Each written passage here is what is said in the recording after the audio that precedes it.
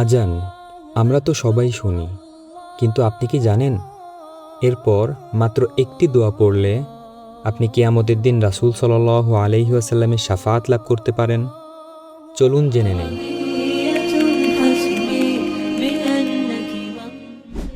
রাসূল সাল্লাল্লাহু আলাইহি ওয়াসাল্লাম বলেছেন, যে ব্যক্তি আজান শোনার পর এই দোয়া পাঠ করবে সে কিয়ামতের দিন আমার শাফাআত লাভ করবে। আজান শেষ হওয়ার পর রাসূল সাল্লাল্লাহু আলাইহি ওয়াসাল্লামের উপর দরুদ পড়ার পর এই দোয়া পাঠ করতে হয়। আল্লাহুম্মা রাব্ব হাযিহিদ দা'ওয়াতিত তাম্মাহ ওয়াস সালাতিল কাইমাহ আতি মুহাম্মাদানিল ওয়াসিলাতা ওয়াল ফাদিলাহ ওয়াবআথহু মাকামান মাহমুদানিল্লাযী ওয়া'আদতাহ।